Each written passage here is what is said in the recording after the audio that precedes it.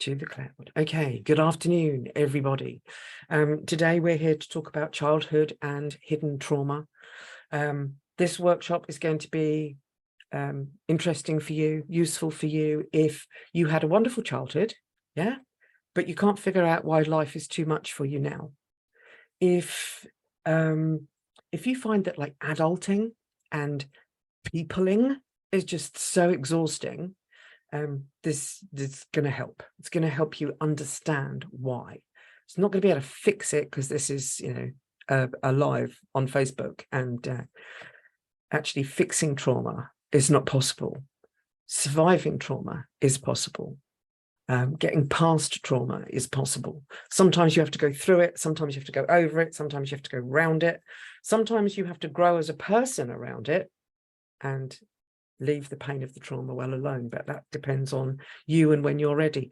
Who else is going to enjoy this? Yeah, people who daydream. Do you daydream? And of course, my favorites, the people who give and give and give and give and give until all of a sudden they overreact, say things inside their heads like, holy beep, where the beep did that just come from? Yeah, those people. Those are my people, because those people then go on to experience shame and they blame themselves and they apologize and they go round and round and round in that people-pleasing spiral. So let me get my notes in front of me. Okay. The thing with hidden trauma and childhood trauma is that, in our grown-up state, we don't even know that it's there. We don't even know what's going on. So before I dive in too far, I'm just going to go back into Facebook. Yep, nothing else is cropping up there. Brilliant. So I'm going to flick around every now and again to pick up on questions. So hidden trauma symptoms. These are going to include childhood trauma and hidden trauma, but they're going to be the things that you see on the outside, like missing or lost time. Those days when you're just looking something up on the internet for a second and 3 hours later, you come back into the room and you've been off doom scrolling for 3 hours. Yeah. That is a sign of unresolved trauma. And this is going to be a bit of a list. So, trigger warning. You might find that some of your behaviors are signs of unresolved trauma. Yeah. It doesn't mean you're broken. It just means you've had some stuff happen. And at the time that it happened, very soon after, you weren't given the resources or you didn't have the wherewithal, whatever it is, to process that trauma fully. So, yeah, in addition to like lost time, those or daydreaming, flashbacks, nightmares, all of that stuff. Also, the extreme of people pleasing, those unreasonable attempts to, and the unreasonable need to rescue other people. Yeah? You don't need to do that. You don't need to do that. The reason why you're doing it is because at some point somebody didn't rescue you when they should have, and you're trying to put that balance right in the world, but your conscious brain doesn't even know why. It's the survival instincts that are going on right in the oldest part of your brain. Those oldest parts of your brain they filter everything, so you don't even know what the reason is for this behavior half the time. Talking of unexplained behaviors, things like extreme fear or anxiety that turns up and you don't really know why. There's no obvious reason why you should be feeling the way you're feeling, whether it's feelings of fear or shame or blame or anxiety, all of those things. If there's not an obvious reason, then chances are it's unresolved trauma. Yeah. What else we got? How about oh yeah, along the lines of that that fear and anxiety. There's the repeated panic attacks or anxiety attacks. Yeah, that's kind of in that park as well. As I've explained before, anxiety is actually a useful thing, is what keeps us safe. Yeah, if we didn't have a degree of anxiety about driving long distances in a car, we would drive like idiots, and half of us would not make it to the end of those journeys. Yeah, that's what anxiety does at a low level. It keeps us safe. Yeah. But it's when that anxiety gets out of proportion, yeah, when we become hyper vigilant, when we're constantly on edge, we're almost, well, we are actively searching for threats, for danger all the time. Yeah, we have no time to then, relax and just breathe and just be, because we're in that hypervigilant state. I think I said this already, but inappropriate levels of self-blame. Yeah, it's one thing blaming yourself for not getting a task done at work because you just couldn't be arsed. Yeah, but there's another thing, blaming yourself when, for instance, you may have been the only survivor of a car accident. Yeah, that survivor's guilt turns up as self-blame, turns up as not feeling that we should have survived. Having difficulties in relationships, especially the more out there attachment styles, like the anxious attachment, where you need constant reassurance from your partner, just to feel even close to safe in the relationship. And in particular, feelings of worthlessness and ongoing depression. And I'm going to sort of pause in this list for a minute just to give you an example of that. I mean, I had unresolved, very early childhood trauma before I was even vocal or even able to explain to anybody how unsafe I felt. But I know it's there because as I got older, I became more and more depressed. And I can honestly say now that one of the reasons why I left home was so that I could be a stand on my own adult that could then go to a doctor and say, look, my brain is being mean to me all the time.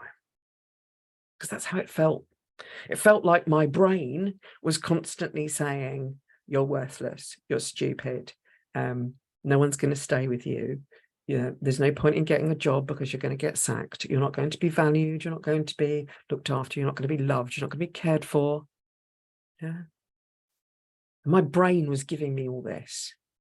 And even after years and years of being on antidepressants, and then sort of transitioning from antidepressants onto antidepressant and anti-anxiety medication, yeah, even after all of that, this depression feeling never even went close to going away because the trauma was not being addressed. The trauma was not being dealt with. I'm just going to have a quick look for questions. This means clicking over there. Yes, Wendy says, hypervigilance is a very real thing. Oh, yes, is it? Fight or flight is another, just needing to be near the door, knowing I have access to leave when I need, to be constantly watching for changes in behavioral body language, yeah, being ready to respond or leave. Yeah, that constantly being ready to run, yeah, is, I mean, I'm sure you understand this, Wendy. Yeah, it's going to make you ill. If it's not made you mentally ill already, it will. If it's not made you physically ill, yeah, when this fight or flight, when this hypervigilance becomes chronic, it can literally make us ill. There has not been sufficient studies done yet, but there are people out there who believe and who are working on at the moment whether or not things like chronic pain, ME, multiple sclerosis, fibromyalgia, and a lot of other things, whether or not they are contributed to by hypervigilance. And they're now beginning to extend that study so that it's not just hypervigilance, it's hyper and hypo arousal. So it's out either end of the window of tolerance. I've spent probably as many years in freeze response as I have in fight or flight. Just to give you a clue how that has manifested for me, lockdown was actually quite a relief to me, because it meant that I could isolate without people telling me that isolating was wrong. Yeah. Hiding, protecting myself was what I had to do in order to process my unresolved trauma. Yes, Wendy says it's draining and at its worst doesn't allow you to go out. Yeah, and then what happens? Someone comes round, sits in your home and makes you feel unsafe in your home because they're telling you that how you feel is wrong. Yeah. And yes, Wendy, you go to the office, you spend all day in the office, and then you're totally exhausted from adulting and peopling, as I call it. Yeah. Anyway, I'm going to go on to the next bit. Yes, the feelings of worthlessness and ongoing depression. So unresolved trauma is known to be often misdiagnosed as depression, because that outward symptom of depression is actually what comes from the trauma.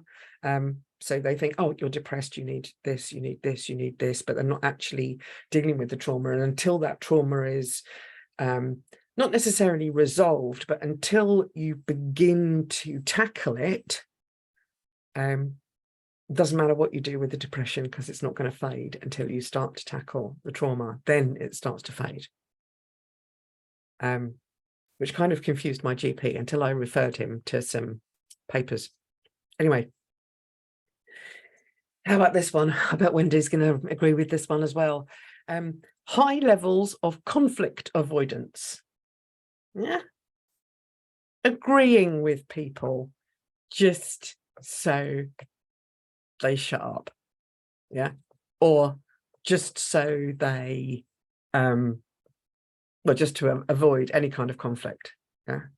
This is where a lot of women get and men for that matter, but in my experience mostly women get caught up in relationships and marriages where they don't leave because the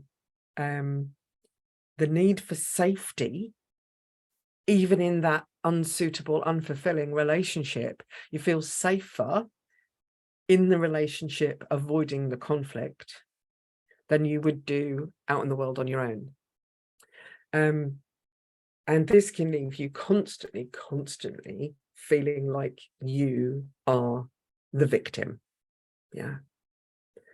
And you will find yourself getting smaller and smaller and smaller and smaller. The last thing on this list of things that I've kind of, pulled out of the air basically as hidden symptoms or symptoms of hidden and unresolved trauma is the eating disorders. Now, men and women can have eating disorders, and within the sort of bubble of eating disorders, there are also behaviors, which I'll go into in a second. So there's eating disorders and there's eating behaviors. I'll get there. Any kind of disordered eating. Yeah, so you've got the eating disorders, behavioral disorders, disordered eating, or self-harm. Now, when you think about it, all those things cross over, because when you overeat or binge eat, that's a form of self-harm. When you cut yourself in order to feel something other than the emotional feelings that you're trying to avoid, yeah, that self-harm is harming you in one aspect, but it's numbing something else. And that's often what eating disorders, especially the binge eating and the overeating, that's essentially what's going on. It's got nothing to do with the food. You're just trying to numb what you're feeling. Yeah. The unresolved trauma causes, shall we say, the victim to feel out of control because of what's happened to them, and they haven't been able to process what's happened to them, because it's not actually the thing that happens to you. Yeah, it's how you dealt with it. Yeah, how you processed it, how you absorbed that information or that situation, and how you sorted it out in your head and then filed it away. Yeah, that's what the trauma is, not the actual thing. Yeah. Just because my brain is saying, explain it, explain it, explain it. Imagine 4 lads all in a Land Rover in Afghanistan, right? The Land Rover drives over an IED, Land Rover gets tossed up into the air. All 4 of these lads are, have been blown up, essentially, right? However, none of them are severely injured. They're all a bit shook up, physically shook up, because the Land Rover has been turned over. But they've got all their limbs, nobody's broken any bones. They're all just a bit bashed up. Now, a lot of people will say that that is a traumatic event, and it is, but it's not the trauma. The trauma is what happens to each of those 4 lads in the time following the traumatic event. So one of them goes home, immediately phones his dad, right? His dad is an admiral in the Navy, shall we say. He's really high up in another one of the armed forces. And he gives his son a really good talking to about how the dangers are things that you accept and that you have to calm yourself in those moments of trauma. And this lad feels a lot better. He's like, right, okay, I've got this. I've got this. Second young man phones his wife, and together they cry a bit because it's scary. They try and figure out what they're doing. They come to the end of the conversation and they agree that husband is not going to immediately quit the army and come home, right? Because he's talked it all through and he feels loads better. Right? The third guy has got no one to phone. Got no one at home to phone. He's not going to talk to his mates, even these 2 lads who are on the phone. He's not going to talk to anybody because that'll make him look weak. Because he's joined the army in order to feel strong, in order to be strong, to lift himself up. Yeah. So he holds it in. He doesn't deal with it. But a couple of weeks later, he has the opportunity to talk to a counsellor. He's told, go talk to a counsellor. And all of these 4 lads will spend time with that counsellor, by the way. All 4 in this example. But he goes off and he has a chat with that counsellor, and he really opens up, processes it all the way through, and the whole situation is resolved very quickly, even though it took him a few weeks to get there. Just turning on my fan because it's a bit warm for October, isn't it? The 4th person, the 4th young man, has got no one to talk to. He doesn't speak to his CO. He doesn't speak to the counsellor. He just sits there in silence. He does nothing but push-ups, pull-ups. He's trying to build himself physically in order to numb the distress. Yeah. When he goes home 6 months later and he takes his mum to a garden centre, this really happened. He takes his mum to a garden centre with a mate. That mate was me. And a bird scarer goes off and he is face down in the dirt with his hands over his head, shaking. Trauma response, a fast-acting trauma response. He turns over, looks up at me and his mum and starts to laugh. That night, he cried himself to sleep. That's trauma. It's the different ways that all four of those lads dealt with the trauma. Yeah, and that's how you get through it. You need to do it whatever way works for you. The out of controlness that you feel in the moment of that traumatic event is how you bring it back into or how you bring yourself back into that window of tolerance, is how you can regain that feeling of control or meet the unmet emotional need for safety. Yeah. So that's kind of like all of the things I made this list and thought, you know, yeah, we need to come up with just a few sort of tips and trick type solutions. They're not really tricks, but all of these are listed on the oh, what did I call it? Something like hidden trauma and tips to reduce your symptoms. It's a PDF. I've sent it out to a few people this week, but it is included in the Emotional Health Handbook. Before we go on to that, okay, Wendy's off to pick her grandson up. Bye-bye. She's so sweet.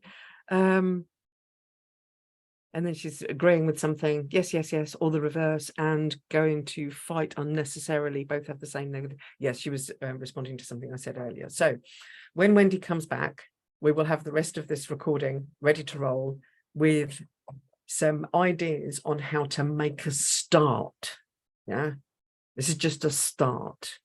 A couple of methods, a couple of tools to help release that trauma that's held in your body, right? The first one is a 4-letter acronym. It's the word BOLD, B-O-L-D. Breathe. Take a moment or take a beat, whatever phrase works for you, yeah? And breathe. Breathe in, breathe out. And have the outward breath longer than the inward breath. That will calm your nervous system in the moment. O, observe your feelings, yeah? Observe them from the outside, like you're seeing this story replayed on the telly or on a screen, yeah? So you're observing it. And then L, lean in, yeah? Lean into those feelings and allow yourself to feel them, yeah? If you struggle with any of this, put your hand up, let me know. Yeah, there's lots of different ways we can teach you to lean into your feelings and to feel your feelings without you becoming re-traumatized. This is the reason, by the way, just a little thing before we go on to the D. Yeah, this is the reason why I added the trauma-informed element to all of my certifications, to my coaching certification, to my breathwork certification. And it's also the reason why the 3Ps system for people pleasers, yeah, is put together in a really straightforward, small little bites, 9 modules, small little bites that give you the tools to navigate not just life as a people pleaser, but life as someone who wants to people please less, someone who wants to understand that people pleasing is a trauma response, and to start unpacking, unwrapping the trauma. So far we've got breathe, observe, lean in, and the last one is D for decide, B-O-L-D. Decide how you want to respond. By giving yourself this moment to pause, this moment to observe, the conscious effort to feel the feeling without getting caught up in the story, Yeah, gives you the opportunity to avoid, oh, excuse me, to avoid those really fast reactions, and gives you the opportunity to decide how you want to respond. One of the best ways to resolve and release trapped and hidden trauma without having to relive it, you know, in other words, without doing like a talking therapy where you have to explain what happened and talk about how it made you feel and all that kind of stuff, is breath work. And if you don't do it with me, make sure that the facilitator that you use is a trauma-informed breathwork facilitator. If you know you've got hidden trauma going on, and in my belief, probably 80% of us have unresolved trauma that we're dealing with, yeah, because we've got all these trauma responses going on, where we wouldn't have those responses going on had we not got it within us. Yeah. So if it's not me, make sure that the person you use, whether it's a coach, a counselor, a breathwork facilitator, make sure that these people are trauma informed. And yeah, I think I've done another video. If it's not available in this Facebook group, it's definitely on my YouTube channel, called What the Beep is Trauma-Informed Coaching. It talks about the 6 principles of being trauma-informed and how they protect the individual from becoming re-traumatized while attempting to resolve and release the trauma that's trapped and hidden in your body. And the last one is parts work. Now, parts work can be done, again, just my opinion, in one of 2 ways. You either go straight in for the inner child who's holding the trauma on your behalf and explore how to meet the needs of those parts of your inner child by reparenting them, or you go through a process of, I think most people know this as story work, but there are other processes that have a similar effect. It's where you kind of list all the stuff that's happened, look at what is still held within you, and then rewrite your story. Now, I've just said in like 3 steps what can take like 6 weeks of quite intense effort, yeah, when you're doing story work. Parts work is ongoing. When I put the parts work module into the 3 Ps system, I've decided to split it in 2.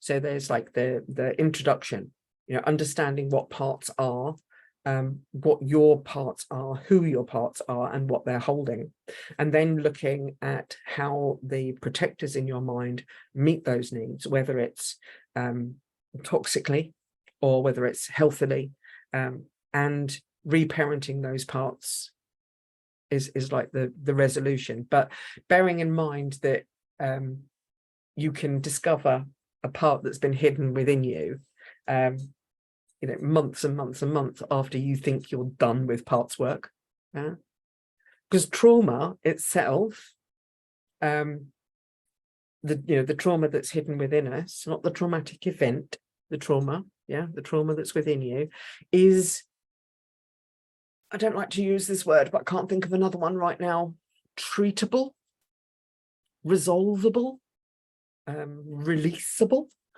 Yeah, it doesn't have to hold you back. It doesn't.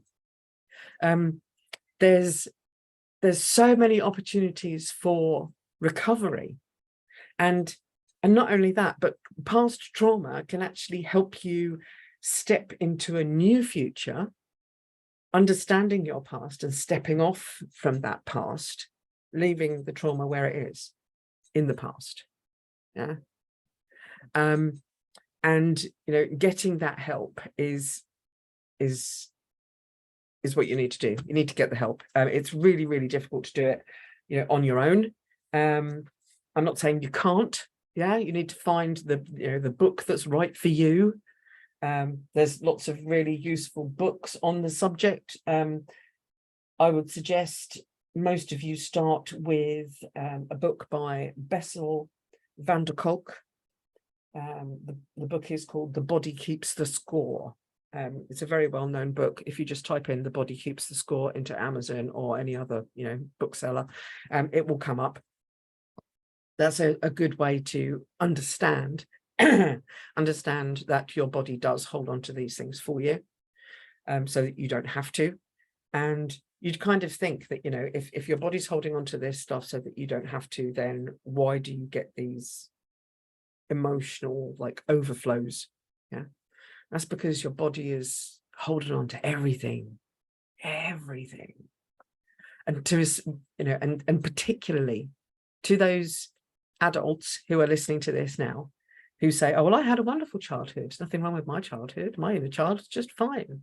Yeah, really? Why are you watching this? Why are you watching this little video from this trauma-informed somatic coach? And whatever your reasons are for watching it, whether you've had one of those days where you're done with peopling and you're done with adulting, yeah, and you just wanted to sit down and listen to something that was useful. I hope it's been useful. There's been no more questions coming on the Facebook. Have there been any questions come in on the Zoomy channel? No, that's cool. That means that I have answered your questions as they've come along. Now, if you're watching the replay and you're thinking, "Yeah, but I haven't even answered my question," pop it in the comments below, and I will come back to it. If I miss it, DM me. Or if you are embarrassed and don't want your comment to be, shared wherever you're watching this video, because, in years to come, I'll say years, in the months to come, this video is going to be shown on, or is going to be added to my YouTube channel. It's going to be on the Facebook group. And as you know, that Facebook group, I'm really, really proud of this, but at the same time, it does cause me some problems sometimes. The Facebook group is somewhere where you are safe, yeah, where your comments are private, yeah. So if you see a comment from someone else, yeah, think how you would feel if someone shared your private comments. Just don't do it, yeah. That's why I'm so not strict, not authoritarian, not prejudiced or discriminating, but I have standards, and my standards are the standards that I put on the quality of the people who are in this group. And by quality, I don't mean that I'm judging you. I mean that if there's a slightest little ping in my nervous system that says maybe this person's not right for the group, then I don't let them in. I'm also fussy when it comes to letting other coaches in. There is a coach who I can mention, lovely person called Kit. They coach people, struggling to come out and be authentic in their sexuality. And the reason why I've let them in is because they're a decent human being who's not going to start ramming their opinions down everybody's necks. And that's not what I do on these lives either. I'm exploring a subject with you, giving you the opportunity to ask whatever questions you want to ask.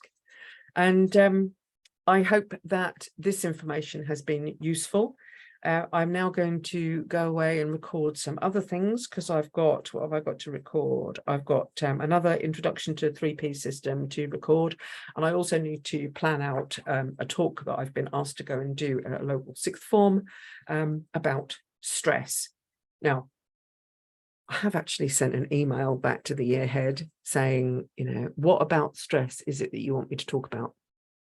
Because I'm not sure whether they want me to talk about like the disadvantages of stress or the advantages of stress, or, what is stress? I haven't even got a clue how long I'm expected to entertain these young people for. So yeah, waiting to hear back from that. But for now, like I said, hope you found this interesting. If you've got any questions, let me know. And as always, love you loads. See you soon. And bye for now.